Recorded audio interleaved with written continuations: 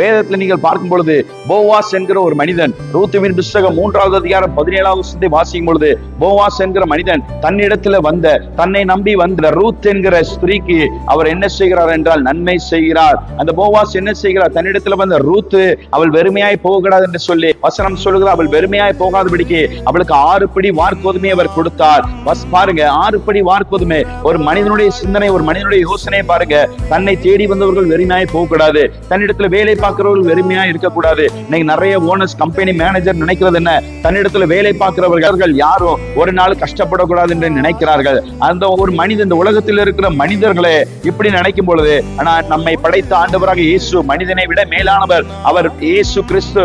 அவர் எந்த அளவுக்கு நமக்கு நன்மை செய்ய அவரால் முடியும், எந்த அளவுக்கு நம்மை உயர்த்த அவரால் முடியும். அவரை தேடி ஆலயத்துக்கு வரும் பொழுது அவர் எந்த அளவுக்கு நம்மை போஷிக்க முடியும். ஒரு மனிதனை, ஒரு ஸ்திரீ ஒரு மனிதனை தேடி போகும் பொழுது அந்த மனிதன் தன்னை தேடி வந்தவர்கள் வெறுமையாய் போகக்கூடாது என்று நினைக்கும் பொழுது என் தேவனாக இயேசு எந்த அளவுக்கு நம்மை குறித்தவர் நினைப்பார், எந்த அளவுக்கு நம்முடைய பிள்ளைகளை குறித்து நினைப்பார். நம்ம ஆலயத்துக்கு வந்து கண்ணீர் வடிக்கிறது, அதிகாலையிலே ஆண்டவரை தேடி வருகிறது, ஆமென், இரவு முழுவதும் ஜெபிக்கிறது, உபவாசம் இருந்து ஜெபிக்கிறது, ஆலயத்துல வந்து ஜெபிக்கிறது, ஆமென், ஒரு நாளும் அவர் நம்மை வெறுமையாய் அனுப்ப மாட்டார். அந்த காரியம் ஒரு நாள் வீணாய் போகாது.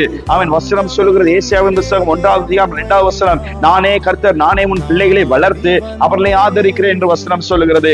ஆமென். அதே ஏசாயாவின் புஸ்தகம் நீங்கள் 42வது அதிகாரம் 16வது வசனத்தை நீங்கள் வாசிக்கும் பொழுது, குருடரை அவர்கள் அறியாத வழியிலே நடத்துவேன், ஆமென், முன்பதாக இருக்கிற இருளை கர்த்தர் வெளிச்சமாக்கி நான் அவர்களை கைவிடாதிருப்பேன் என்று கர்த்தர் சொல்லுகிறார். நம்மை ஒரு நாள் அவர் கைவிட மாட்டார். நம்முடைய விண்ணப்பங்களுக்கு அவர் பதில் தருவார், நம்முடைய ஜெபங்களுக்கு அவர் பதில் தருவார். ஒரு நாள் நம்மை அவர் வெறுமையாய் அனுப்ப மாட்டார். அவர் போவாசை விட மேலானவர். ஒரு போவாஸ் அப்படி நினைக்கும் பொழுது, தன்னிடத்துல வந்தவர்கள் வெறுமையாய் போகிறார் என்று நினைக்கும் பொழுது, என் ஆண்டவராய் இயேசு, நாம் ஆராதிக்கிற இயேசு எத்தனை அருமையாய், எவ்வளவு அதிகமாய் மனிதனை விட அவர் யோசிக்கிறவர். அவர் யோசித்து ஒரு நாள் நம்மை வெறுமையாய் அனுப்ப மாட்டார். அவரை தேடி நீங்க வந்திருக்கீங்களா? கவலைப்படாதீங்க, உங்களை அவர் வெறுமையா அனுப்ப மாட்டார். அவரை தேடி ஆலயத்துக்கு வந்திருக்கீங்களா? நீங்க கவலைப்படாதீங்க, அவர் உங்களை வெறுமையா அனுப்ப மாட்டார். அவர் உங்களை ஒரு நாளும் கைவிட மாட்டார், ஒரு நாளும் வெறுமையா அனுப்ப மாட்டார். அல்லேலூயா.